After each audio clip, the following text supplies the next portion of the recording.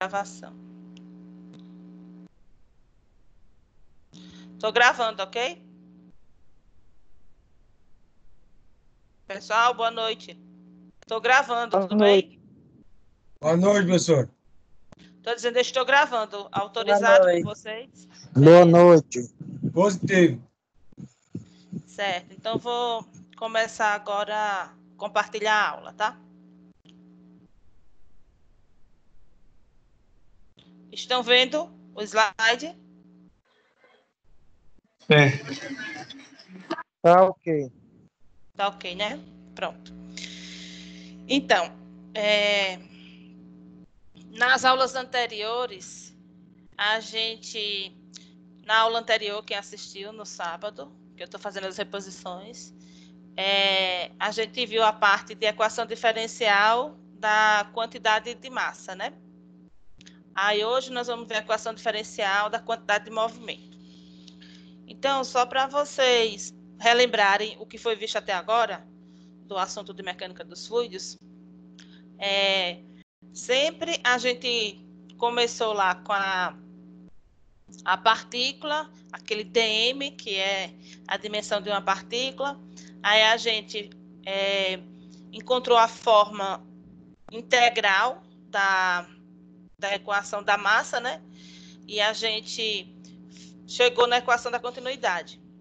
Então, a gente chegou na equação integral, depois a gente aplicou o teorema, na verdade a gente pegou aquela equação dm da massa, né? A equação da massa que é quem é a massa? A variação da massa é ρ dv, né? A derivada da massa é ρ dv. Então, partindo daquela equação de ρ dv, a gente utilizou o teorema de Reynolds, e chegamos nas equações integrais para calcular a massa. E aí, partindo do princípio da conservação da massa, a gente chegou na equação da continuidade. A gente utilizou as equações diferenciais e conseguiu chegar na equação da continuidade. Então, agora a gente vai fazer a mesma coisa. Com o movimento, a gente parte da equação da segunda lei de Newton, que é a da força, né? Da segunda lei de Newton. E a partir da segunda lei de Newton, a gente aplicou também o teorema de Reynolds, e nós chegamos na forma integral dela, na conservação do movimento, né? E a partir da conservação do movimento, agora a gente vai aplicar o método diferencial e vamos chegar na equação de Navier-Stokes. Isso a gente vai fazer também para a energia, que vai ser a próxima aula de amanhã à tarde, mas já dando um gancho aqui. Amanhã a gente partiu da equação da primeira lei da termodinâmica, e aí a gente chegou na equação da conservação da energia. Então, nós chegamos na equação da energia, na forma integral. Aí, agora, a gente vai aplicar as diferenciais na equação da energia e vamos chegar na equação de Bernoulli, pela forma diferencial. Então, perceba, tem uma correlação. Então, a gente tem uma equação da massa, a gente tem uma equação da conservação da massa, que é a equação da continuidade. A gente tem a equação de Newton, aí a gente chega na equação do movimento e chega em Navier-Stokes. Aí a gente tem a equação da primeira lei termodinâmica, aí a gente chega na equação da energia e depois chega na equação de Bernoulli. Então, praticamente é essa sequência aí, onde a gente consegue trabalhar de forma algébrica, de forma integral e de forma diferencial. Certo? Então, só para vocês entenderem. Mas, ao longo dessa aula, vocês vão compreender melhor. Então, o que seria a equação diferencial da quantidade de movimento? Aí, como falou, né? A descrição de qualquer escoamento de fluido requer que sejam satisfeitas as equações de Navier-Stokes e a equação da continuidade. A equação de Navier-Stokes é para movimento e de continuidade é para massa. E na próxima aula, que é amanhã, a gente vai ver Bernoulli, que é para energia também. No entanto, essas equações são muito complexas e podem ser solucionadas analiticamente apenas para casos simples. Por quê? Lembra das equações diferenciais que a gente está sempre falando, que elas são complexas e a gente vai ter que estar determinando a massa específica, a velocidade, a força, todos os parâmetros para cada partícula. Então, isso faz com que a gente trabalhe na direção x, y e z e trabalhe sempre com um mecanismo mais complexo do que na forma integral, onde a gente trabalha com um volume de controle de um ponto a outro. Na forma diferencial, a gente vai estar trabalhando com vetores, né, e com várias direções e vários sentidos. Isso torna o número de equações maiores e mais complexas. Mas, hoje em dia, já está mais fácil resolver isso, porque a gente tem... E na situação real, na verdade, é isso que acontece.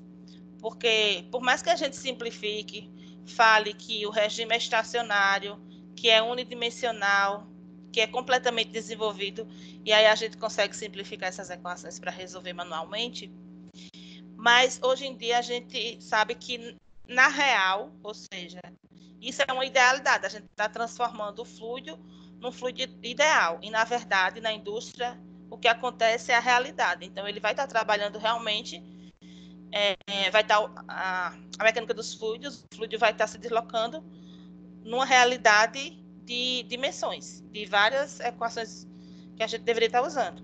Aí, o que é que aproxima mais? O que é que a gente pode estar fazendo para estar aproximando mais o que a gente tem de ideal, sem simplificar, colocando mais variáveis para conseguir se aproximar o máximo possível da realidade. A partir do quê? A gente pode fazer isso de métodos numéricos, né? Então, já existem várias ferramentas computacionais, como está falando aqui, que situações reais dentro da engenharia não são muito simples, mas com o uso crescente dos computadores, né, e o aumento na capacidade de processamento, a gente já pode, a partir de métodos matemáticos, resolver essas equações. E foram desenvolvidos vários softwares que já são conhecidos internacionalmente e no Brasil, como o CFD, que é o DFC, que é Dinâmica dos Fluidos Computacional. CFD em inglês, que vem de Computation Fluid Dynamics. Então, assim, ou você usa ele, CFD, ou usa o DFC, mas é o mesmo software, só o nome que é em inglês. Então, a partir do CFD, que as pessoas usam mais essa sigla CFD, a gente consegue desenvolver equações mais complexas, a partir desse simulador. Certo? Então, deixa eu ver se tem mais alguém aqui querendo entrar. Já saiu. Pronto. Acho que não tem mais ninguém querendo acessar agora. Eu vou voltar aqui para a aula. Bem, então, uma vez que a gente sabe que vai precisar transformar essas equações, aplicar esses teoremas para conseguir transformar as equações que estavam numa forma integral, agora a gente vai voltar para a forma diferencial, o que é que a gente vai fazer, né? Então, inicialmente, explicando um pouco do que seria essa ferramenta, esse software DFC, que é o cálculo a partir da fluidodinâmica computacional, né? Ele é utilizado para quê? Projetos, porque a partir dele você consegue projetar e analisar vários tipos de problemas de escoamento, como bombas, turbinas. Então, ponto a ponto, a partir do CFD, você consegue avaliar esses. Nas áreas de aeronáutica, aeroespacial, equipamentos de ventilação, refrigeração, calefação, processos químicos, carga de vento em prédios, modelagem atmosférica para a previsão do tempo e até mesmo dispositivo de implante biomédico.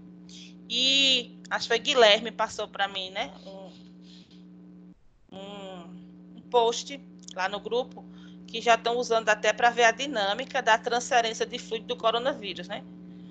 Então, para vocês verem que a mecânica do fluido está em tudo.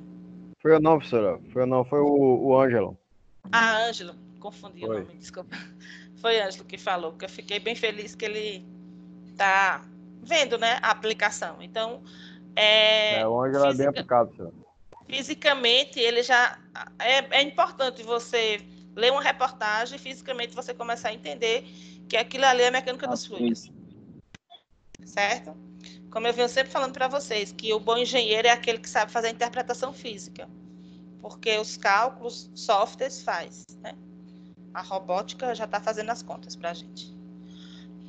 Então, a gente tem que saber interpretar e usar os dados corretos. E depois que o robô calcular tudo, a gente vai e olha se está certo. Isso é engenharia. Então a simplificação das equações da continuidade e de Navier-Stokes qual é a importância, né, dessa simplificação dessas equações? Como segundo trabalho que vocês vão precisar fazer depois dessa aula, o que é que vocês vão precisar compreender depois desse assunto, né? Aí a gente coloca aqui, vocês deverão utilizar a criatividade para realizar a simplificação das equações da continuidade e de Navier-Stokes, a fim de modelar o perfil de velocidade do campo de escoamento de líquido que escoa para baixo sobre uma superfície plana e inclinada em um filme laminar permanente e completamente desenvolvido. Essa informação é importante, pois seu cliente busca compreender o mecanismo de transporte de fluido através de uma nova mesa inclinada, utilizada para a deposição de líquidos na indústria alimentícia. Então, imagine que na indústria alimentícia, o gestor quer colocar uma mesa inclinada lá para essa deposição dos líquidos. E aí ele precisa saber como é que vai acontecer esse transporte de fluido na mesa quando ela estiver inclinada, certo? E aí, como é que a gente faz isso? Como é que a gente vai conseguir passar essa informação, né? Eu preciso modelar o perfil de velocidade desse fluido, eu preciso saber como vai se comportar esse escoamento numa mesa quando estiver para baixo, e eu preciso saber se o fluido é laminar, se o escoamento é permanente, se vai ser completamente desenvolvido. Isso aí eu posso sugerir para tornar mais simples as minhas equações. Mas, a princípio, no final, quando vocês aprenderem essa matéria, depois de toda a teoria vista, vocês vão ser capazes de mostrar quais são as variáveis relevantes para esse cálculo. Que cálculo? Esse de você dimensionar uma mesa inclinada que seja utilizada para deposição de líquidos na indústria de alimentos, certo? Como modelar esse problema? Ou seja, quando se fala como modelar esse problema, significa dizer eu vou partir de onde? Quais são as equações matemáticas que eu vou usar como modelo, né? E quais são as simplificações que eu vou fazer para tornar esse modelo o mais real possível. Então, eu vou modelar algo que se aproxime da realidade que eu quero. E de que forma eu modelo isso? Eu modelo a partir de algumas equações que eu conheço e eu vou modelando, ou seja, simplificando e transformando em um modelo que eu consiga chegar nas equações que eu devo utilizar para determinar os parâmetros para o meu projeto. Então, eu preciso de quê? Quais as considerações necessárias para que eu possa simplificar o problema? Então, uma vez que eu modelei, eu tenho que fazer algumas considerações para que eu simplifique esse problema.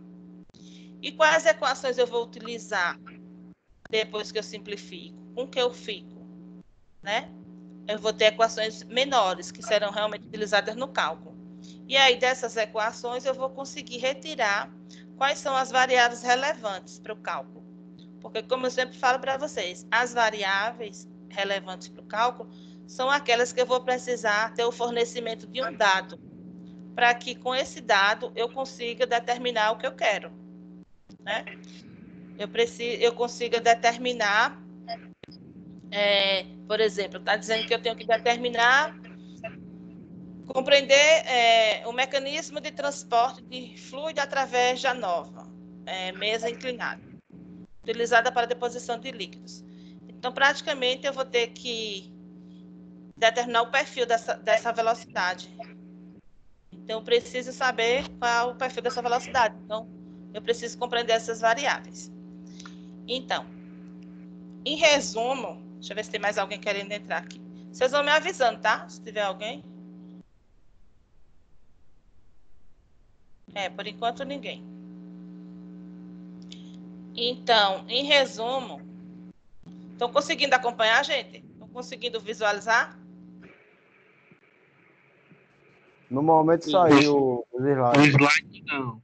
Foi? Foi quando eu fui lá? Peraí. Deixa eu voltar. Aqui o slide está parado em simplificação das equações da continuidade. Ele foi? Foi. Pra mim tá o Tá, slide agora. tá como encontrar essa resposta? Sim. Pronto. Então, como encontrar essa resposta? Ou seja, qual é a pergunta, né? Na verdade, do slide anterior. Foi como é que eu vou conseguir identificar numa mesa inclinada qual o perfil de velocidade do fluido que vai estar passando ali. E que fluido é esse? Então, como eu vou encontrar essa resposta? Então, se trata de velocidade e de mesa inclinada, eu vou ter algumas forças atuando sobre essa mesa. Então, eu já sei que é movimento de fluido, não está me falando de massa. Está falando de movimento de fluido, não está também me falando de energia. Então, só para vocês saberem diferenciar que não é massa e que não é energia. Então, é movimento de fluido, certo? Porque vai ter forças ali atuando nessa mesa inclinada. É igual um plano inclinado, quando vocês verem na física. Não tem um plano inclinado, que tem as forças atuantes. Você precisa decompor a força normal, força X e no eixo Y. Então, uma mesa inclinada, eu vou ter que decompor forças. Se eu tenho que decompor forças, eu lembro da segunda lei de Newton. Se eu lembro da segunda lei de Newton, eu sei que eu estou em movimento, e não em massa, e não em primeira lei de termodinâmica, que é energia. Certo? Só para vocês saberem diferenciar quando usam uma coisa e outra. Então, o que é que a gente vai fazer nessa aula? A gente vai partir aqui, da equação de força, onde eu tenho lá, relembrando os conceitos, né? De análise diferencial dos movimentos. Então, partindo lá da segunda lei de Newton, eu utilizei o teorema de Reynolds, lembra? E consegui chegar numa equação para o sistema, para o meu sistema.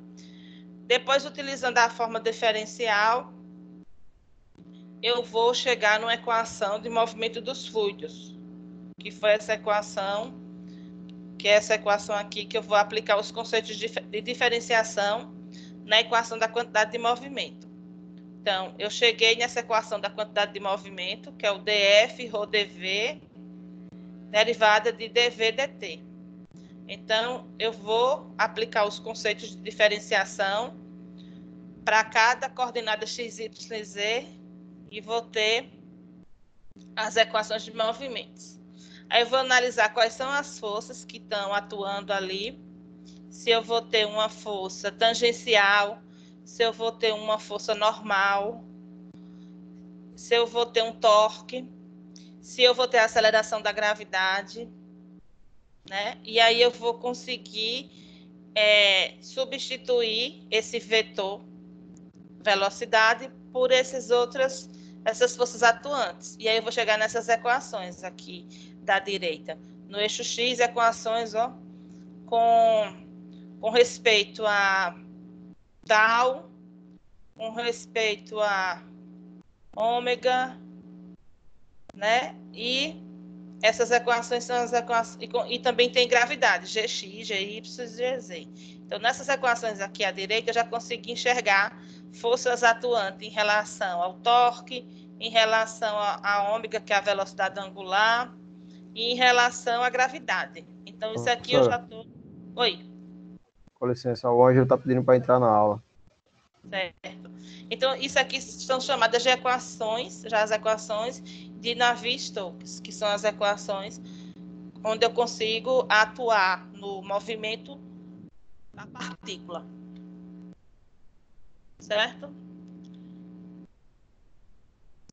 Já consigo atuar imaginando já o movimento de uma partícula. Já tem 27 pessoas. Tinha 13 agorinha. Vou ter que compartilhar a aula de novo. Acabei saindo da aula. Tá aparecendo aí para vocês? Hein, gente? Sim. Pronto. Então, assim, em resumo, a gente trabalhou já com a equação, a segunda lei de Newton, a gente trabalhou já com a forma integral, e a gente agora vai fazer o mesmo que a gente fez para a equação da massa, vai aplicar a forma diferencial, certo? No eixo x, y, z, e chegar nessa equação aqui, nesses três eixos, que são as equações de Navier-Stokes, que são as equações onde eu vou ter termos de força normal, velocidade angular e gravidade, nas três direções, x, y e z, certo? Então, até agora a gente viu o seguinte, a gente está trabalhando na equação da quantidade de movimento, mas só relembrando a anterior, esse verdinho é porque eu já passei por isso aí com vocês nas aulas anteriores. Movimento de uma partícula, a gente começou, que é aquele dm. Então, o dm, que é a diferencial da massa, vai ser igual a ρ dv. Então, a partir disso aí, a gente fez uma análise diferencial e chegou na conservação, aplicando os conceitos, chegamos na equação da conservação da massa. Que essa equação da conservação da massa deu origem à equação da continuidade, quando a gente aplicou o método diferencial.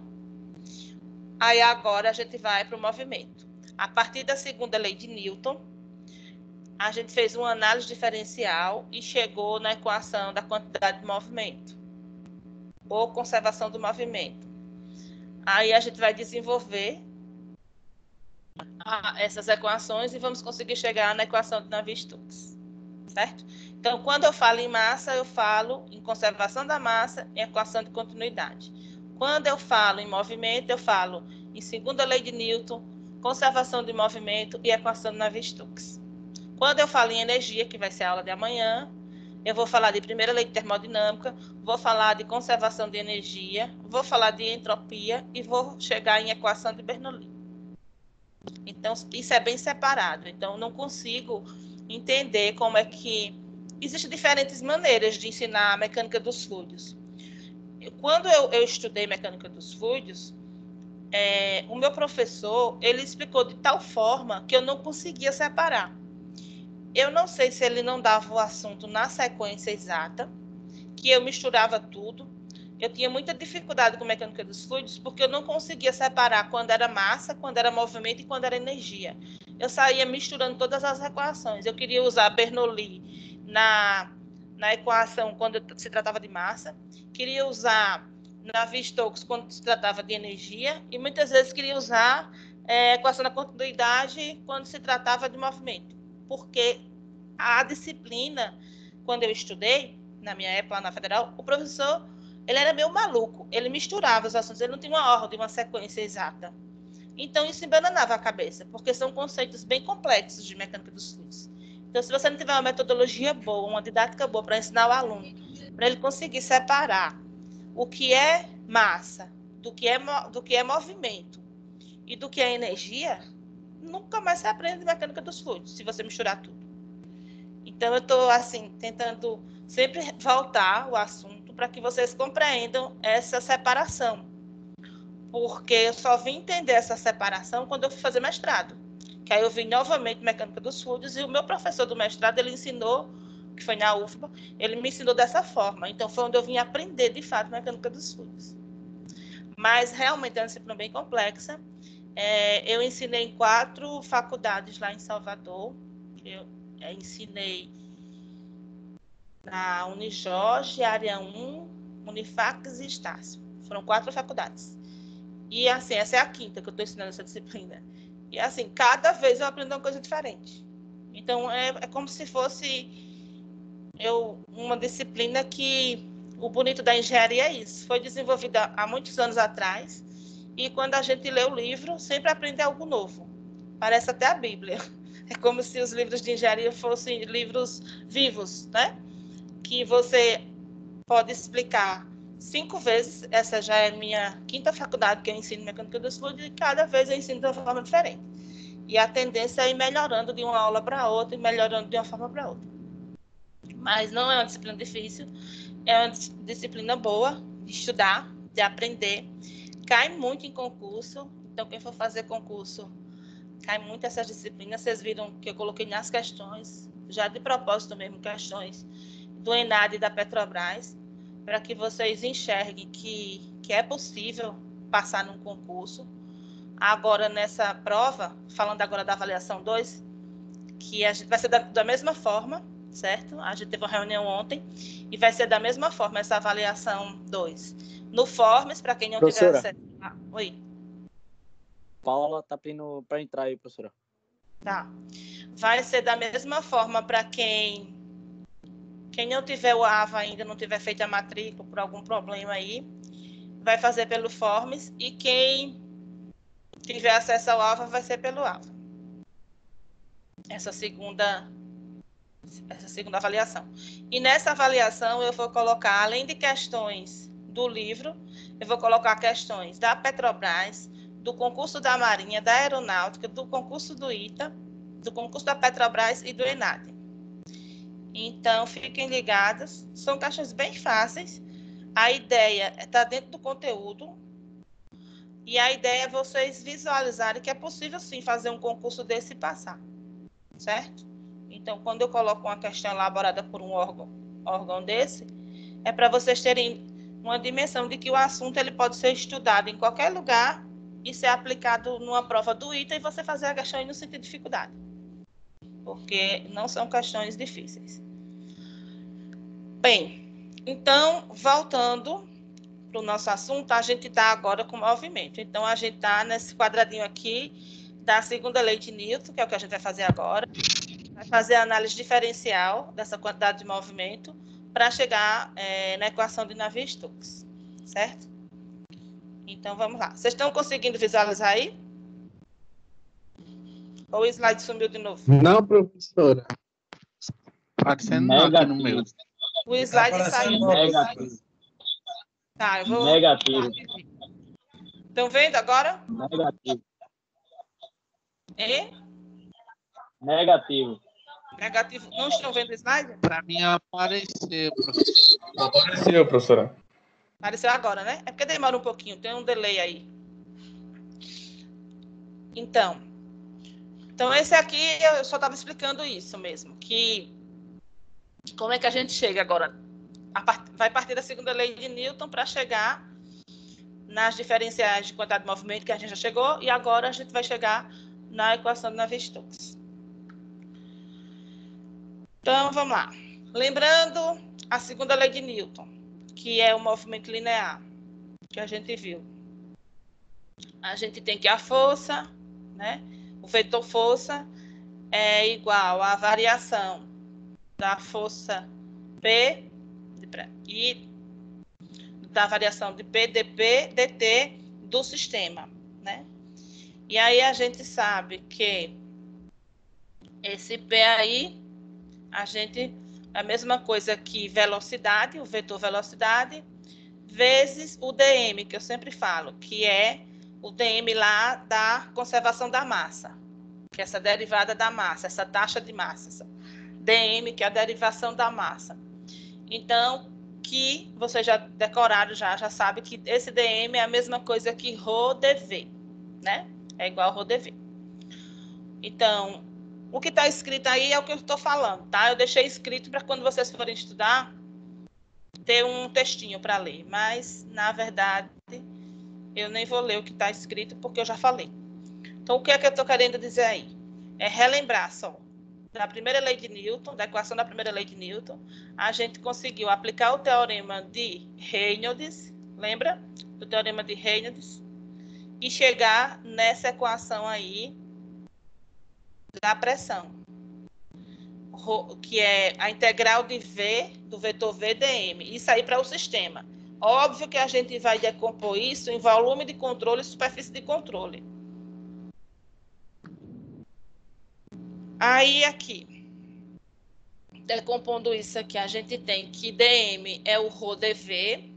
Então, a gente substitui aqui na mesma equação da segunda lei de Newton, fica ρ dv dv dt. Né? Mas quem será esse dv dt? Então, o dv dt, a gente sabe que é a aceleração. Porque a aceleração é ΔV por ΔT. Então, a aceleração da partícula, ela vai ser o quê? Vai ser dv dt. Então, quem vai ser esse dv dt? Se isso aqui é um vetor, eu vou ter ele decomposto lá, o dv. Esse v, eu vou ter ele para U, para V e W. U é quando eu estou no eixo X, igual vocês viram lá para a massa. V é quando eu estou no eixo Y. E W quando eu estou no eixo Z. E dv dt é em relação ao tempo. É a minha velocidade com respeito ao tempo. Então, esse meu dv dt, que é a minha aceleração, ele se decompõe, agora quando eu estou querendo derivar minha partícula, nas três direções, x, y e z, que a gente já viu lá na conservação da massa na aula passada, eu vou ter esse vetor Professora. aceleração. Oi, Com licença, o Marcelo tá pedindo para entrar na aula. Marcelo, Acioli. Marcioli? É. Tá. Temos 30 alunos já. Faltam 30, são 60 essa turma. Voltando lá.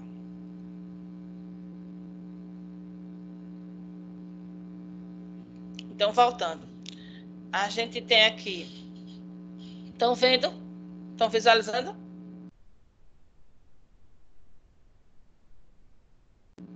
Positivo. Estamos sim. Sim, sim. Pronto, então vamos voltar aqui. Então, eu tenho em 1 a minha equação, onde eu já substituí na minha lei de Newton, eu já tenho a equação diferencial, substituí o termo do dm, que é ρ dv. Aí, esse 1, que é o dv dt, é a mesma coisa que a aceleração da partícula. Esse dv dt em 2 aí. É a aceleração da partícula, que vocês já viram na aula passada da conservação da massa, que é isso aí. A decomposição da aceleração. Aí, a gente volta para a equação df e substitui ρ dv, que é a equação 3 aqui, certo? E vocês vão substituir quem é o dv dt. É a aceleração da partícula, que é toda esta equação aqui. Então, ela está aqui.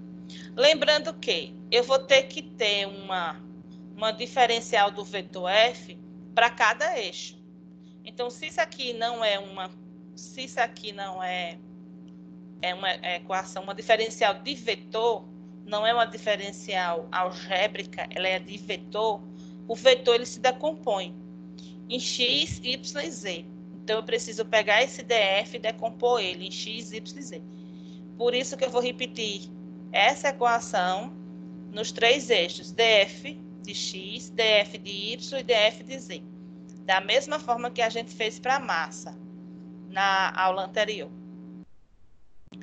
Aí, a gente já sabe que o que é que muda? Quando eu estou no eixo x, e esse meu vetor velocidade, ele é chamado de U, V e ômega. U é quando eu estou no eixo x. Então, para essa primeira equação aqui no 3, na parte decomposta aqui inferior, toda vez que eu tiver o meu vetor, eu vou substituir o meu vetor V, que é esse U, tá vendo? D de V do vetor V dx, mais V d de V do vetor Y, mais W d de V do vetor Z, d de Z, mais d de V, d de T. Então, esse vetor aqui eu vou pegar e decompor. Quando eu decomponho para x, eu repito, coloco df de x, repito o ρ dv, que é constante, e vou substituir todos os Vs, que são vetores, por U. Então, vai ficar derrão de U, derrão de X, derrão de U, derrão de Y, derrão de U, derrão de Z. Professora, repete novamente, por favor. Certo. Então, repetindo. Você falou aí, professora, de um ômega, eu estou procurando. Oi? Um ômega? Aqui, ó. O ômega é esse W. Ah, W, na verdade. U, V e W. ok. Falei ômega, não foi? É U, V e W. Pronto, então você tem U, V e W, você tem esse DF, que a gente está substituindo. Rho, DV e substituir a aceleração, não é isso? Até aí tranquilo, né? Então, qual é a diferença? Já expliquei isso na aula passada para massa, e agora eu vou repetir para movimento. Eu vou decompor esse DF, é um vetor, porque tem uma setinha aqui em cima, então é um vetor. Um vetor se decompõe em DF de X, DF de Y, DF de Z. Por definição, toda vez que for X, esse meu vetor velocidade, ele vai ser U. Quando for Y, ele vai ser o Vzinho pequeno, e quando for Z, ele vai ser o W. Então, quando eu faço a decomposição para X, todos os meus vetores vão passar a ser a forma escalar. Vai sair de forma vetorial para forma escalar. Vai ficar tudo U. Derrão de U, tá vendo? Aqui em cima, na parte superior da equação 3 decomposta. Aí, no eixo Y, eu vou ter todos os meus vetores do eixo Y vão ser Vzinho. Derrão de V, derrão de V, derrão de V e derrão de V. Que eram tudo V, grande. E quando eu tiver no eixo Z, DF de Z, Rho dV, eu vou ter W. Para todos os Vs, eu vou substituir por derrão de W. Então, esse derrão de V, que era vetor derrão de X, o que vai mudar aqui quando eu vou decompor é que esse V, ele é um vetor. E que vetor é esse? X, imagina, um parêntese. Então, esse vetor V, ele é igual a um parêntese, X, vírgula, Y, vírgula, W. Então, eu vou estar substituindo ele dessa forma. Quando for X, eu substituo por U. Quando for Y, eu substituo por Vzinho. E quando for W, eu substituo... Ou quando for Z, eu substituo por W. Tá claro agora? Sim. Pronto. Entendi, não, professor. Essa última parte aí. Qual parte que você não entendeu? Quem está falando? É o David, professora. Sim, você não essa entendeu parte aí que que a senhora, essa parte aí de baixo que a senhora está falando da substituição aí. O que é que você não entendeu dessa parte? Porque Quer a que eu senhora estava separe em falando. 3? Hã? Porque a senhora estava falando. Então, ó, no eixo X, Sim. eu vou separar o vetor na DF, eu chamei DF de X. Vou repetir o Rho dV da equação 3 e vou repetir tudo que está dentro desse colchete. Só que a mudança vai ser o seguinte. Analise dentro do colchete. Tem o U, derrão de X, mais V, derrão de U, derrão de Y, mais W, derrão de U, derrão de Z, mais derrão de U, derrão de T. Quando você compara esse eixo X com a equação 3, qual é a diferença dele? Você consegue enxergar que tem uma diferença no vetor DF, ele passou a ser escalar DFX, e o vetorzinho lá de cima do F sumiu, que agora é um escalar. E todos os V's que tinham na equação 3, que eram vetores, esses V's na parte superior da derivada parcial, eles foram substituídos por U. E agora eu posso chamar isso de escalar. Por que foram substituídos por U? Porque eu estou decompondo o eixo X. Depois eu faço a mesma coisa, decompor o eixo Y. Quando vou decompor em eixo Y, esse V vai ser Vzinho. Aí você vai ver que na parte superior do colchete da segunda equação aí do eixo Y, você vai ter derrão de Vzinho. E no eixo Z, você vai substituir esse V vetor por um escalar W. Entendeu agora, David? Entendi, David? professora. Agora sim. Entendi, professora. Ó, eu percebo que vocês têm muita dúvida de cálculo, vocês, assim. porque isso, na verdade, é cálculo 3. Cálculo 2 e cálculo 3, certo? Que a gente vê essas derivadas parciais. A gente vê lá nos cálculos. Então, eu sugiro que quem tiver com dúvida, não conseguir enxergar, dá uma revisada em vetorial e escalar o que é um vetor, o que é um escalar, lá no vetorial, e dá uma revisada também na parte de cálculo, como é que deriva e como é que integra um polinômio. Não precisa imaginar nada muito difícil. Quando a gente estuda cálculo, a gente deriva e integra coisas absurdas que a gente nem usa. Então, assim, as derivadas que a gente mais usa e que a gente mais integra é logaritmo, ln, exponencial e polinômio. Então, dá uma olhada só nessas 3. Porque se o que vai ter lá para frente, nessa disciplina e em outras disciplinas, é isso, é derivar um polinômio, derivar um ln, derivar um exponencial, derivar uma constante ou um polinômio simples, certo? Não vai ter nada muito difícil, mas aí se vocês não souberem a derivada e a integral dessas coisas simples, vocês vão entender a mecânica dos fluidos, que é a engenharia, e vão se bater nas contas lá quando chegar na matemática. Então, eu sugiro que vocês gerem uma revisada. É normal esquecer? Demais. Normal demais esquecer, porque é muita coisa. Mas, para aprender mesmo, é bom dar uma revisada. Agora. Então, uma vez que eu tenho essas equações, essa equação 3, né, já destrinchada, agora eu passei ela de uma forma vetorial, passei para 3 eixos, eu fiz a distribuição aí.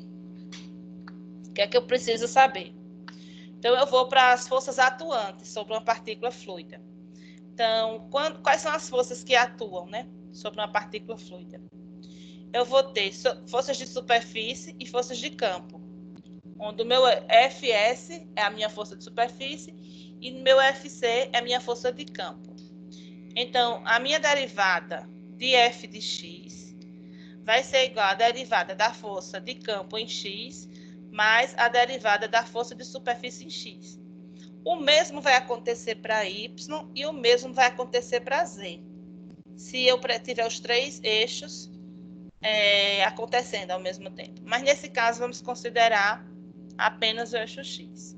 Então, eu vou ter que minha derivada de x vai ser a diferencial da força de campo em x mais a diferencial da força de superfície em x. E o que seria essa força de superfície, esse Fs? É o que eu chamei, é o que vocês viram lá naquela equação de Navier-Stokes, é o ômega e o tal. Professora. É o sigma, professora. Sigma e tal. Sigma e tal. Obrigada aí. É Ângela? Tá falando? Porque eu não consigo visualizar quem tá falando, porque eu tô no slide. Sigma e tal. Positivo, professor. E me corrigiu, foi Ângela? Bombeiro. É sigma e tal. Tá, beleza. Se eu errar de novo, tu me fala, viu? Porque essa letrinha grega aí eu sempre troco. Então, esse sigma significa tensão normal, como a gente viu lá na massa. Tensão normal. Então, são as forças atuantes, forças de superfície. Elas podem atuar onde? As forças de superfície. A partir de tensões normais, a força principal, eu vou ter uma força normal, e a partir também de tensão de cisalhamento, onde eu vou ter uma força que vai estar perpendicular, não vai estar, vai estar na, como é que chama? Não vai estar perpendicular, ao contrário, vai estar na diagonal em relação ao que eu estou estudando. Então, vai ser uma força cisalhante. Então, vou ter um torque ali, que é esse tal. Então, toda vez que eu falo em forças de superfície, eu posso ter a contribuição dessas duas forças. A minha tensão normal e minhas tensões tangenciais, ou também chamada de cisalhamento, certo? Quando eu falo de forças de campo, significa que eu vou ter, são forças que ocorrem devido às ações do campo gravitacional, então, a gravidade, a aceleração, campo elétrico e campo magnético. Então, são as forças que atuam devido a campo elétrico, campo magnético e campo gravitacional. Por isso, são chamadas de forças de campo. Então, as forças que vão estar atuando no movimento do meu fluido e que eu preciso me preocupar são essas: forças de superfície e forças de campo. Então, quando eu somo minhas forças, somatório das minhas forças no X, eu vou ter o somatório das minhas forças de campo com as minhas forças de superfície. Só que eu estou fazendo isso para cada partícula, por isso que eu vou fazer na forma diferencial. dF de X, dF de campo em X e dF de superfície em X. O mesmo para Y e o mesmo para Z. Estou imaginando que minha partícula ela pode estar se movimentando em X, Y e Z.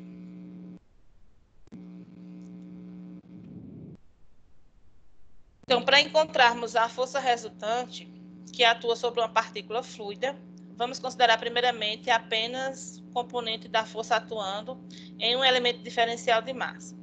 Então, continuando, que eu tenho esse elemento diferencial de massa, que é esse cubo aí, e eu vou chamar ele de dm. Então, quem é meu elemento diferencial de massa? É o meu ρdv. dm é igual a ρdv, onde esse v cortado é o volume, não é mais velocidade. E esse dv, esse dv aí, ele vai estar em que direção? Ele vai estar variando na direção y, x e z, por isso dx, dy, dz. Então, o volume do meu cubo, ele vai poder estar variando em todas essas direções. Considerando as tensões no centro de um elemento diferencial, como esse sigma de xx e o tal de yx e o tal de zx. As tensões atuantes na direção x e em cada face do cubo, né? Então, eu tenho y de x, z de x e x de x. Do elemento cubo são obtidas por uma expansão em série de Taylor, conforme mostrado na figura. Lembra lá da série de Taylor, lá em cálculo 2, como era que a gente fazia a expansão da série de Taylor? É exatamente pegar cada face dessa e fazer a derivada parcial com a derivada pontual. Ou seja, o que isso quer dizer? Eu pego a minha tensão, deixa eu pegar um ponto aí, vamos pensar aí no final. Essa tensão, esse tal de Z em X, eu quero derivar esse vetor. Então, eu vou ter, se ele está na direção da direita para a esquerda, vai ser negativo. Então, eu vou ter terrão de tal, de Z para X, dividido por derrão de Z. Aí, isso aí multiplicado, que se chama regra da cadeia, por dz sobre 2. dz é a minha derivada em z sobre 2, porque eu tenho duas faces iguais. E assim eu vou fazendo para todos. No eixo x, é o meu sigma de x em x, mais derrão de sigma de x em x, dx. Aí eu faço para y também, faço para z, e vou fazendo para todas as... Faço uma série de Taylor aí, que é para o meu vetor, decompondo o meu vetor nas duas direções. Para x, y, z. E do jeito normal, quando eu tenho ele na normal e quando eu tenho ele na tangencial, né? Quando é tangencial é torque e quando é normal é sigma. Isso é cálculo 2, eu não vou detalhar, se vocês tiverem dúvida.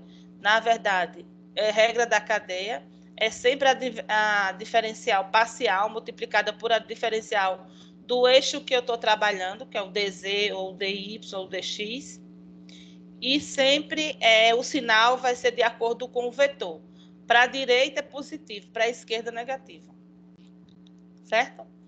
Aí, continuando, nós devemos multiplicar cada tensão aplicada pela sua respectiva área, obtendo assim as forças de superfície na direção x e somá-las obedecendo à orientação do eixo. Então, eu vou tendo aí as forças na superfície. Com isso, eu chego nessa diferencial aí da força na superfície. Então, eu vou pegar toda essa série de Taylor que eu fiz aí para esse meu cubo e vou agora somar tudo.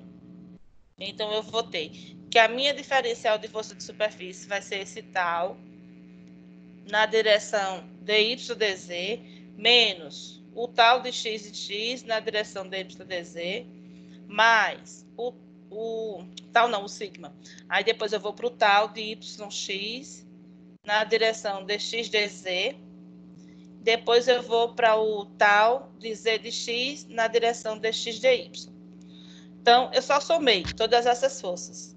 Somei e subtraí, dependendo do sinal. Fiz a minha força resultante de superfície. O que é a força de resultante da superfície? O que entra menos o que está saindo, né? Então, foi isso que foi feito para todos esses. Peguei a regra de Taylor e somei tudo. Aí, vou simplificar. Como é que simplifica? Eu vou pegar os termos que são comuns e vou colocar em evidência. Então, simplificando aí, eu vou acabar ficando apenas com d-rão de sigma em x sobre d-rão de x, mais d-rão de tal em yx sobre d-rão de y, mais d-rão de tal de z de x sobre d-rão de z. Tudo isso multiplicado por dv. Então, vocês podem brincar com isso aí em casa e chegar nessa demonstração. Aí vocês... Tá. Aí daí a gente vem para... Acho que eu repeti esse. Tá repetido. Sim, aí daí a gente vem para, então, o mesmo repetido, onde chegou nessa equação aí de baixo, a gente vem para esse slide.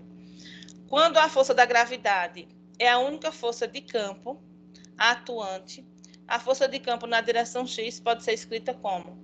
Então, assim, lembre-se que a força de campo, eu posso ter força gravitacional, posso ter força...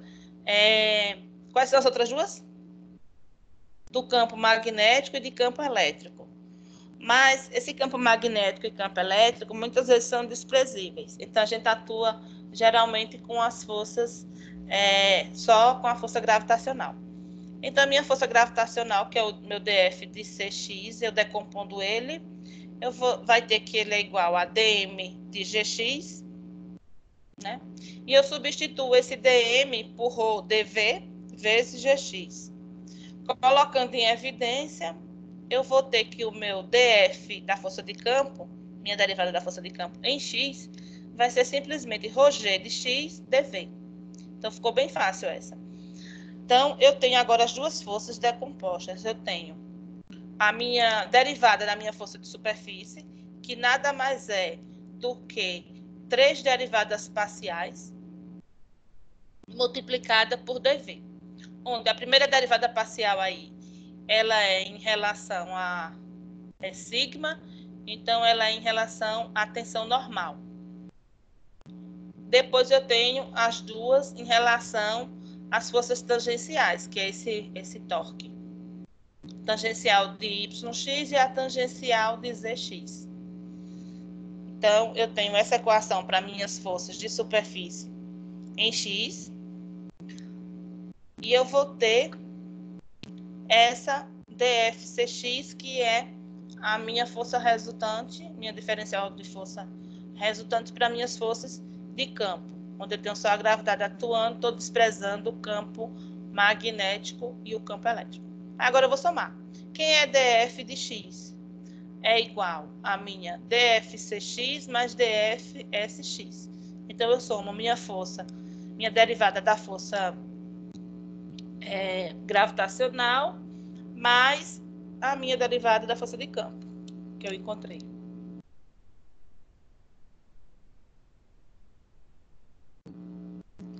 E aí, o que é que eu vou fazer agora? A mesma coisa anteriormente, né? Como eu sei que esse meu dF de x, eu posso ter ele em y e em z, eu agora vou encontrar as outras duas. E como é que eu encontro as outras duas?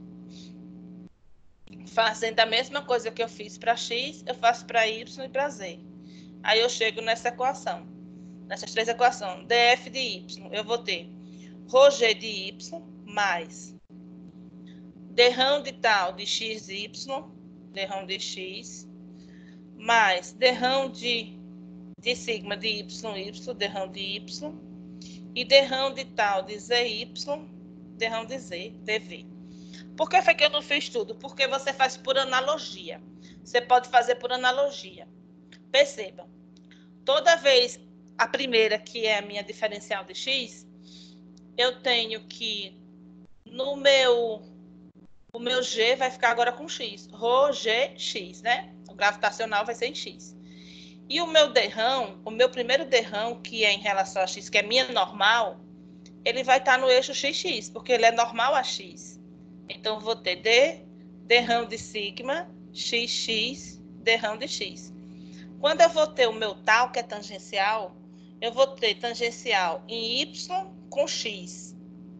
Aí eu vou colocar y. Estou usando o y. Depois eu vou ter uma tangente de z com x. Então, meu eixo principal que eu estou falando é o z. Então, vai ser derrão de z, dv. Agora eu vou decompor o y. Então, fica meu rho g, agora vai ser y. No lugar do primeiro termo, eu vou ter o termo referente a x.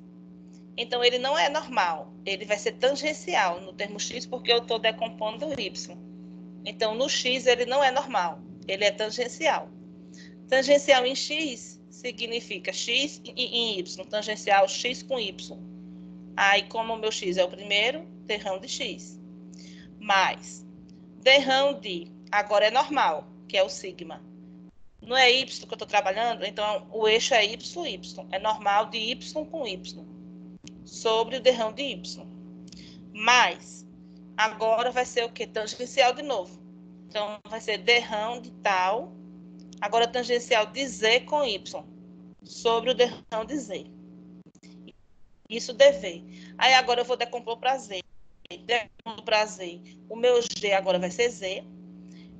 No meu x, que é o meu primeiro termo de x, ele é tangencial, porque eu estou fazendo normal com z. Então, se ele é tangencial, ele é x com z.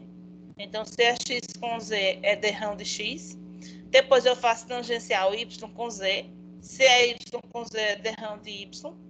E depois eu faço normal. Aí agora já é sigma. Normal de z em z. Porque e é com z mesmo, derrão de z, dv. Entenderam aí a analogia? Então, assim, na verdade, professora, você faz... professora, Oi. Pode falar. deixa eu ver se eu entendi.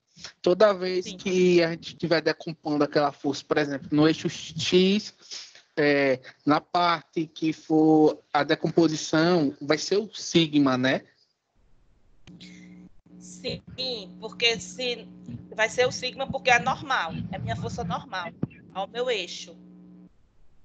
Por exemplo, Certo. no primeiro, eu estou falando Certo. de que eu estou decompondo dfx, eu estou dizendo que estou fazendo a normal com relação a x. Então, começo por o normal de x. Os outros dois, em y e z, é tangencial. Então, por isso que é o tal. Quando eu vou decompor y, quem é que está normal a y? O próprio y é que está normal a ele. Então, o x dele vai ser tangencial, que é o torque. O y dele vai ser normal, por isso que eu uso o sigma, y. E o z dele vai ser tangencial, certo? E quando eu for decompor o meu z, aí é o contrário. Eu vou ter tangencial, o meu x e y, e o meu normal, o meu próprio z. Entendeu como é? Certo. Entendi. Aí você vai só brincando. Então, isso aí, tudo isso é demonstrando aquele cubo lá, aplicando a regra de Taylor e fazendo as diferenciais, substituindo. Aí você vem a partir daí, a gente já está com ele decomposto, a gente vem agora para outra etapa, que é a equação diferencial da quantidade de movimento. Pronto. Então, eu formulei a expressão para as componentes força, dF, não foi? Derivada de força, que atua sobre o elemento de massa dm. Então, perceba que o movimento ele termina ficando mais complicado do que a massa, porque na massa eu só uso dm. E nas equações de movimento, eu uso o dm e ainda eu uso o df. Então, eu tenho a derivada da massa e tenho a derivada da força. Professora, dá Oi. licença. Desculpa interromper. Tem um aluno querendo entrar, viu? Viu? Deixa eu adicionar ele aqui. Não tem não aqui. Tá não aparecendo. Desistiu, então. Tá não aqui. Eu acho que era eu. Quem é? Adiolan, acho que era eu que tava. Eu mandei mensagem no grupo. Ah, tá. Mas você já entrou, né? Já. Vou botar aqui um pouquinho para vocês me verem. Um pouquinho. Sim, então vou compartilhar novamente a aula. Deixa eu voltar para cá. Tá. Aqui. Tá aparecendo para vocês a aula? Sim, professor. Pronto. Então, qual é a próxima etapa? Como eu estava falando para vocês. Quando a gente estava falando lá, quando a gente fala da decomposição da força, do vetor força, a gente tem essa equação simples aí, ó, onde eu tenho ρdv, que é o meu dm, multiplicado por o meu v. Lembra que lá a gente integrava? Era bem fácil. Você tinha o df, que é igual ao ρdv, e o vetor v. Aí a gente fazia a integral disso. O que é que eu faço agora? Eu pego o v, que é o meu vetor, e substituo por isso aqui. Esse dv dx, que é a minha aceleração, lembra? Que é a minha equação da aceleração em u, v e w, que é x, y, z, e com relação ao tempo. São 4 termos.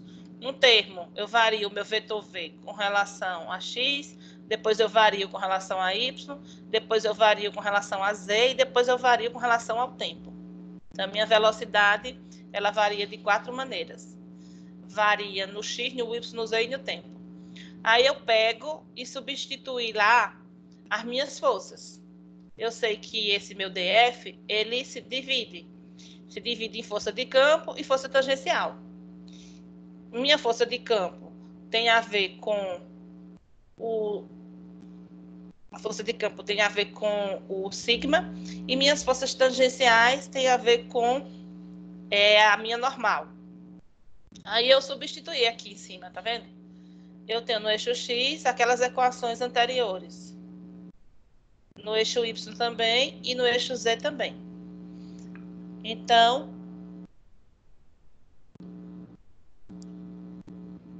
isso aqui vai ser substituído. Eu vou ter que ter essa equação aqui da força agora em relação a quê? Em relação às minhas forças. Eu não posso ter ela só em relação ao meu derrão de U, derrão de V e derrão de W que eu tinha. Eu agora vou ter, nessa relação, esse derrão de U, ele é uma força que está acontecendo ali. Essa velocidade aqui em U, ela vai ser agora diferenciada. Porque eu vou ter uma força normal, uma força tangencial e uma força normal nela. Então, é isso que vai ser substituído. Então, eu consigo ter essas mesmas equações em função agora, certo? De gravidade. Porque, perceba, à esquerda, eu tenho ρgx, ρgy, ρgz, tá vendo? E tenho as minhas forças sigma e tal, nas direções x, y e z. E continuo com o meu dv.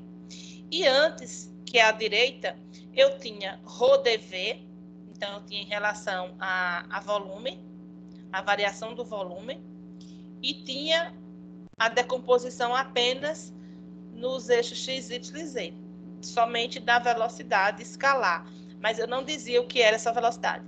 Então, essas equações aqui é que são chamadas de equações de Navier-Stokes, que são as equações onde eu decomponho a minha força com as outras forças existentes. Quando eu tenho ela do lado direito, significa a minha diferencial, minhas equações de movimento, decomposição das equações de movimento. Quando eu tenho do lado esquerdo, eu já tenho as equações de Navier-Stokes.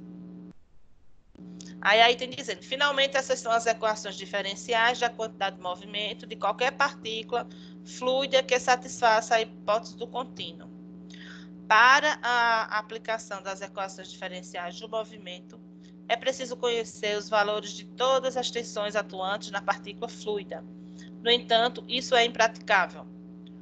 Dessa forma, torna-se necessário deduzir expressões para as tensões em termos dos campos de velocidade e de pressão, pois é possível medir com precisão tanto a velocidade quanto a pressão do escoamento. Então, o que é que eu vou fazer agora? A gente vai fazer o que agora? Vai pegar, está dizendo que se eu quiser medir cada força dessa, vai ficar impraticável, porque vão ser infinitas equações. Então, para simplificar isso, a gente vai transformar em equações que sejam em relação à velocidade, em termos de velocidade e de pressão. Aí, vamos lá. Então, o que é feito? No escoamento tridimensional, que são as três dimensões, x, y e z, as relações entre as tensões e o campo de velocidade, por exemplo, são muito difíceis de serem obtidas. Em resumo, esse monte de equação no ponto 1 e no ponto 2, tá vendo? Ele está dizendo que são difíceis de ser obtidas. Quando eu tenho essa equação aqui, tal de x, y, que é igual a μ, d de v, d de x, d de u, d de y. Depois eu tenho d de w, d de z e assim por diante. E eu tenho para o sigma também em x, y, y, z, z. Eu vou ter essa equação aqui. Já com o termo de pressão e com o termo de gradiente e de velocidade. Então, as tensões normais e cisalhamento podem ser expressas em termos de gradiente de velocidade, que é esse gradiente, que é esse delta, o contrário, vezes V. Eu chamo isso de gradiente de velocidade. Pressões termodinâmicas locais, que é o P, viscosidade, que é o μ. Então, eu posso reescrever aquelas equações em termos de μ, de pressão e desse gradiente de velocidade. Substituindo os valores das tensões normais e cisalhamento nas equações diferenciais da quantidade de movimento e rearranjando os termos com cuidado, nós ficamos com essas equações aí. Então, eu vou voltar aqui. Então, eu tinha essas equações aí, que eram as equações que eu diferenciei a quantidade de movimento em relação às forças atuantes, que era o tau e o sigma. Aí, eu vi que tau e sigma ia ser complicado de medir. Eu precisava ter uma coisa mais palpável para medir. Medir uma força é complicado. Agora, medir uma velocidade e medir uma pressão é mais fácil. Então, de que forma eu posso transformar essas equações para substituir esse tau e esse sigma por velocidade e por pressão? Então, a gente vem para as definições de que essas tensões, elas podem ser reescritas em função da massa específica e em função de pressão e do gradiente de velocidade. Aí a gente reescreve em 1 todos os taus em função da massa específica e reescreve em 2 todos os sigmas em função de pressão e de gradiente de velocidade e de viscosidade.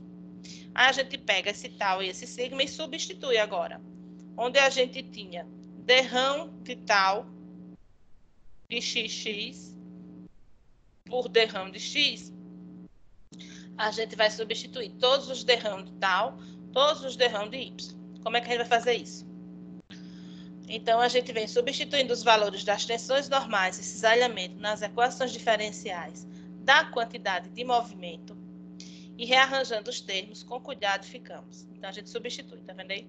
A gente substitui todos os derramos dentro e teve 3 equações no eixo x, y e z. Isso aí vocês podem fazer em casa, colocar um dentro do outro e ficar brincando com isso aí. Mas foi isso que foi feito. A gente substituiu nas equações, voltando aqui para não confundirem, nessa equação 3, nesse termo tau derrão de tal, a gente substituiu esse menos P, 2/3, Mi, gradiente de V, mais 2 Mi, derrão de U, dx. A gente substitui tudo isso aqui por o derrão de tal. Aí ficou assim, ó. Tá vendo aí? Rho gx, ó. Rho de du, dt, vai ser Rho gx, isso aqui, ó. A gente vai substituindo todos os... Percebam que nessas três equações, tanto no eixo x, y e z, vocês não conseguem encontrar mais nem o tal e nem o sigma. Eles sumiram, não sumiram? Ok. Por que eles sumiram? Porque eu substituí todas essas minhas equações 1 do meu tal e todas as minhas equações 2 do meu sigma dentro dessa equação 3, que é as equações diferenciais de movimento.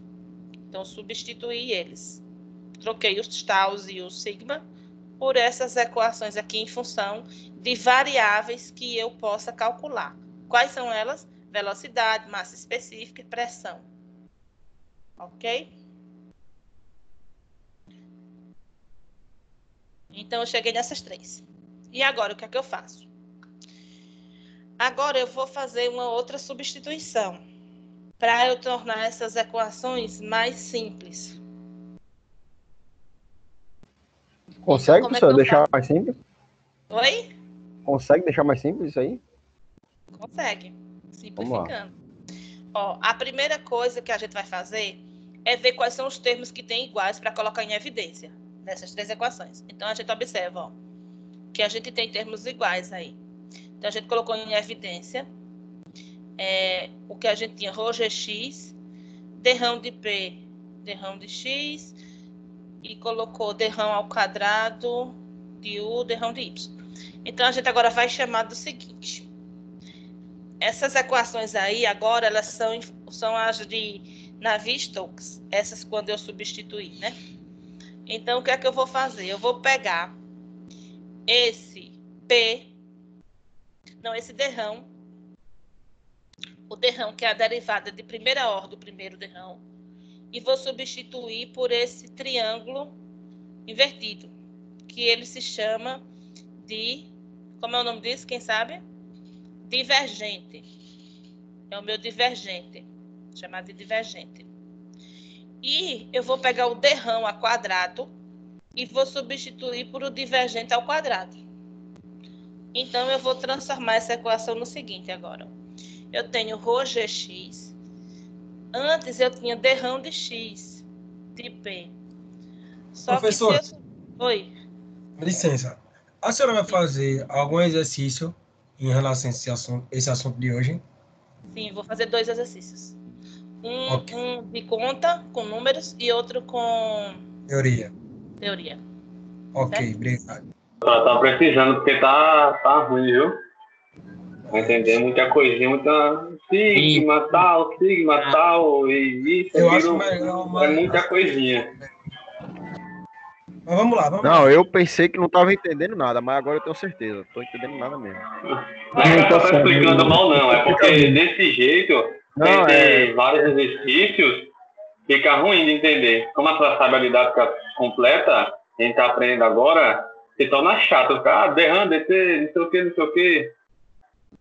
É só isso, por isso que a gente pede muito exercício, assim, mas não é que a senhora tá explicando mal, não. Não, É isso mesmo. sei, Tá tranquilo, esse professora. A assunto... didática da senhora tá ok. A bronca é porque realmente o assunto ele é complicado. Entendeu? Ele é complicado. E assim, eu poderia pular e dar a equação já final. É 3, tá ligado, né? Mas se eu não mostrar a demonstração, Quadrado eu não número sou 3. engenheira, entendeu? É como se eu não estivesse ensinando engenharia para você. Então, três. é chato essa parte de demonstração, mas eu preciso que vocês entendam de onde vem cada termo, porque fica muito chato também fazer uma conta sem saber por quê você está fazendo essa conta. O problema é entender. Se você entender fisicamente que aquele cubo significa uma partícula e que essa partícula ela está se movimentando nas direções x, y, z e que ela vai variar à medida que o fluido for passando de um ponto a outro numa tubulação, esse fluido ele vai rotacionar, ele vai transladar, ele vai mudar a cada tempo. Por isso que eu vou ter sempre esses derrão que são chatos, eu vou ter essas parciais, essas derivadas parciais, sempre na posição x, na posição y e na posição z e na posição de tempo. Então, é para você entender que cada partícula de um fluido que a gente não enxerga, só se for microscopicamente é que a gente vai ver a partícula, ela se movimenta individualmente em todas as direções. Entendeu? Aí eu preciso mostrar isso para que você entenda fisicamente. Depois vai vir as equações matemáticas para calcular isso. Uma forma de simplificar essa equação é o que eu estava falando. Você chama de divergente. A gente vai pegar toda essa derivada parcial aí, que é o derrão de P com derrão de X, onde eu marquei aí, achurei. A gente vai trocar só o derrão por derrão de X por esse gradiente. Como não está elevado ao quadrado, a gente vai trocar todos os termos dessa equação, que eu tiver derrão sobre derrão de x, eu vou trocar por esse triângulozinho. E quando ele tiver ao quadrado, eu troco também por o triângulo, que é o meu gradiente, meu divergente, desculpa, só que elevado ao quadrado. Divergente ao quadrado, certo? Com isso aí, eu consigo simplificar tudo. Porque eu vou ficar com essa última equação aqui, ó, onde eu tenho ρ, g, da gravidade, menos... Aí eu vou ter o gradiente, o divergente vezes o P. Então, o P fica aqui, ó. Mais o mi continua. E eu vou ter o meu divergente ao quadrado de V. Então, perceba, eu troquei todos esses termos ao quadrado, o derrão ao quadrado por o derrão de V, por simplesmente esse divergentezinho, que é o triângulo elevado ao quadrado. E coloquei todos os meus... vetores dentro do vetor. Então, com isso, eu consigo ter essa mesma equação que está gigante aqui, que é a equação de Navier-Stokes. Eu consigo ter ela numa forma simplificada, que é em termos vetoriais. Certo? Para que isso? No caso, seria essa equação que a senhora simplificou aí, seria para calcular todos em todos os eixos ou cada eixo separado a gente vai fazer um cálculo? Então, esse aí tá todo mundo junto, porque eu voltei para a forma vetorial. Tá vendo aí? Vê que o V não tá com vetor em cima? Não é? Certo. Gravidade não tá com vetor em cima? É isso que vocês precisam entender. Então, significa dizer que eu voltei para a forma vetorial. Então, tô entendendo. Então, eu simplifiquei. Essa é uma equação de Navier-Stokes na forma vetorial. Se eu quiser ela na forma escalar, aí você vai usar essa anterior. Certo? Que eu tenho para x, ρgx, ρgy e ρgz. Então, é uma forma que você vai perceber que essas equações de Navier-Stokes, elas... Está explicando aí que elas não podem ser resolvidas analiticamente, ou seja, na mão, exceto para casos muito básicos. O que é casos muito básicos? É quando eu simplifico tudo. Eu digo que o meu fluido não varia na direção Y nem na Z, ele só varia em X. A massa específica dele é constante, não tem gravidade atuando, só cortando tudo, entendeu? Aí vai ficar uma equação mínima, que aí eu consigo resolver na mão. Mas se tudo variar, como é a realidade da indústria, eu só consigo resolver essas equações por simuladores, que é aquele simulador que eu falei para vocês, que é o CFD. Quem tiver oportunidade de fazer um curso de CFD, faça, que é muito importante para a engenharia, curso de CFD. Nas indústrias já tem, quando vocês vão trabalhar assim, na engenharia mesmo, já tem CFD, mas é bom você fazer o curso antes, porque você já chega com a visão. Você sabe mexer em CFD? Sei. CFD nada mais é do que um software que já está lá todo pronto, com as equações, e você só sabe manipular ele. É aprender a manipular.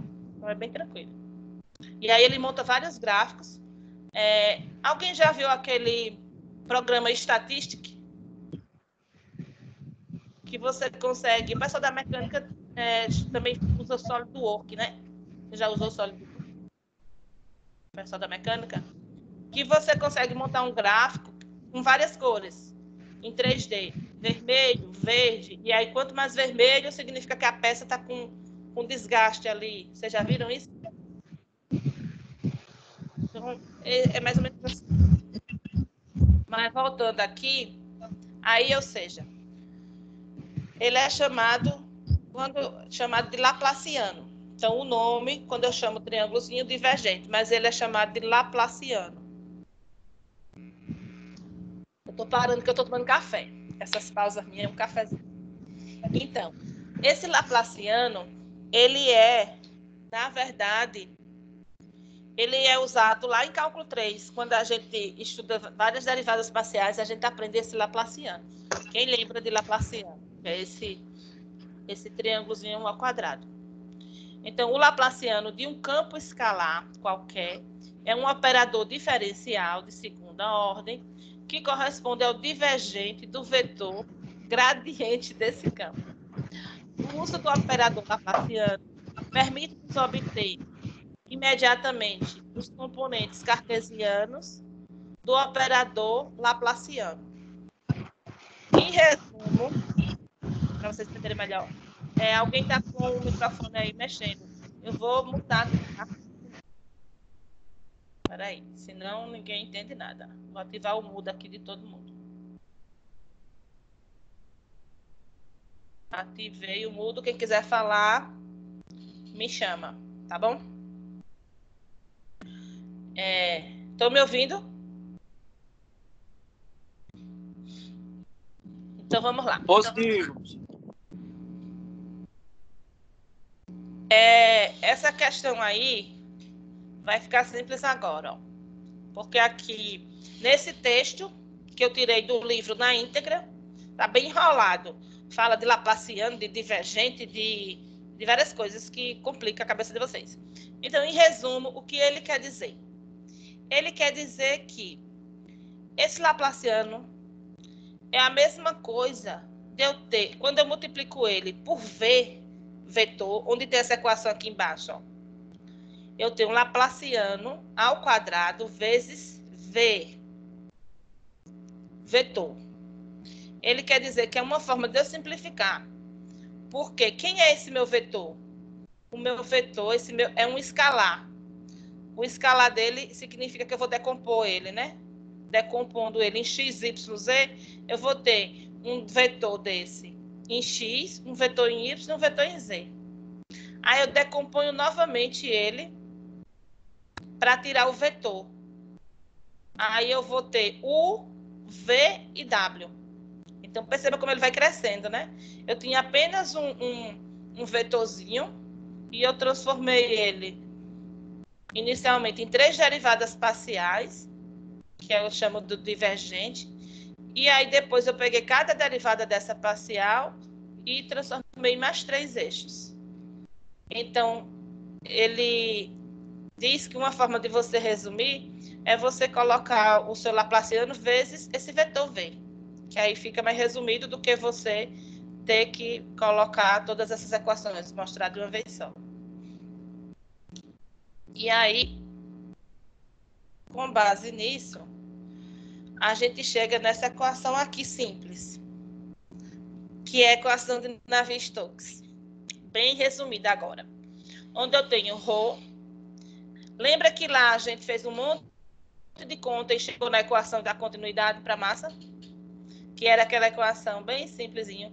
ρ1v1, ρ1v1a1 é igual a ρ2v2a2 mais ρ3v3a3 e vai fazendo assim?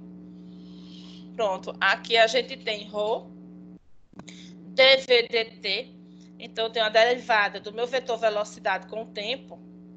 Vai ser igual a massa específica do meu vetor de gravidade, vetor gravitacional, menos o laplaciano divergente de P, que é a pressão, mais o μ, que é a viscosidade, vezes o laplaciano ao quadrado, vezes o vetor V. Então, essa é a equação simplificada. Essa é a equação simplificada. Lembrando que esse Vzinho aí, que está bem pequeno, ele é esse monte de coisa aqui, ó. Né? Todas essas mãos de derivada. E lembrando que O meu G, também, que é a aceleração da gravidade, é aquela conta toda lá também, que a gente viu lá no início da gravidade. Porque ele está em forma vetorial. A minha massa específica, ela é um valor dado. A minha pressão é um valor dado. O meu μ também é um valor dado. E esses laplacianos, quem são? Esse triângulozinho e o triângulozinho ao quadrado. É o que a gente viu na nossa simplificação. Deixa eu ver onde está.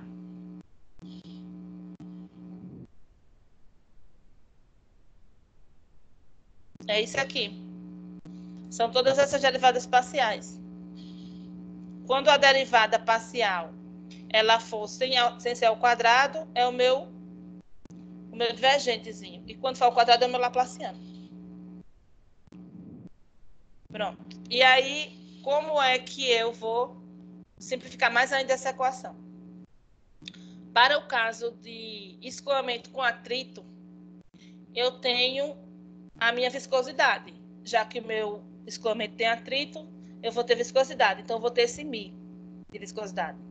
Aí, a minha equação, ela vai ser chamada de equação de Navier-Stokes, porque essa equação aí do μ, né? Rho dV dt é igual a Rho do campo gravitacional G menos o divergente de P mais μ laplaciano de V.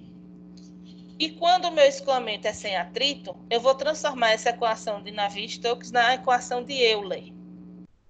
Ou seja, o termo de μ eu cancelo, porque eu não vou ter escoamento com gráfico, não vou ter, como é que chama, atrito.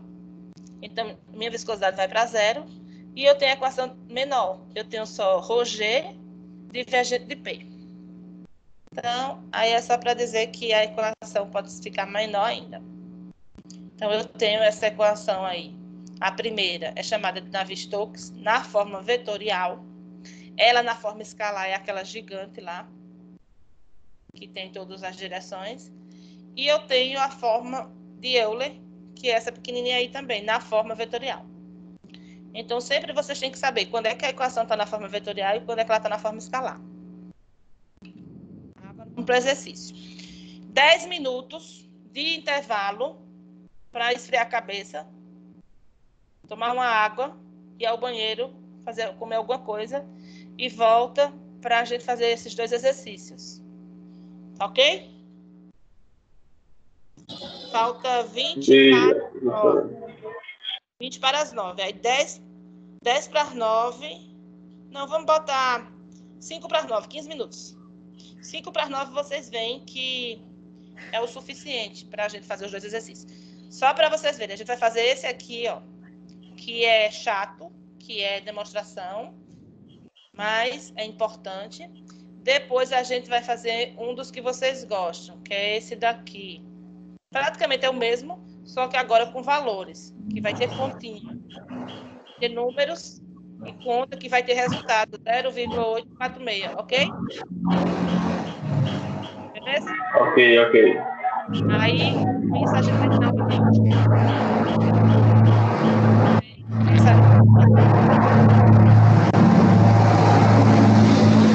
aqui meu microfone, vou fechar a aba para não gravar agora desse intervalo e vocês voltam daqui a pouco cabeça fria para poder entender o exercício.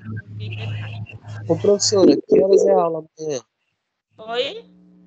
Que horas é a aula amanhã? 5. Obrigado. Mesmo horário, de 17 às 19. Né? Amanhã vai ser... A gente vai pegar a equação da energia e vai chegar na equação do Bernoulli. Amanhã é bem fácil. A aula é muito boa amanhã. Tá? Dos 3 assuntos, o mais fácil é o de amanhã. Teve o da massa da semana passada, hoje foi movimento, que é o mais chatinho, e amanhã é o mais legal, que é a de energia. Certo? Não faltem. Então, amanhã vai ser 5 horas de 5 às 19. Professora?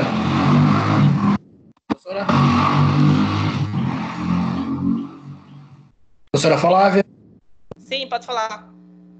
Professora, em relação a uma nota minha, já mandei 2 vezes um e-mail para a senhora até agora não respondeu. Minha nota está ausente em uma das parciais. Quem é que está falando? Adiolan. Ah, tá. Então ainda tem a sua pendência aí para eu dar uma olhada. Eu vou anotar aqui, Adiolan. Tá certo. Qual parcial tu sabe? Se é a primeira ou a segunda? Se não me engano, a primeira entrou. Quem não entrou foi a segunda.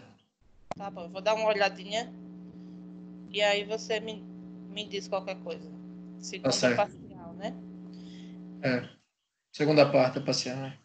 Guilherme tá aí?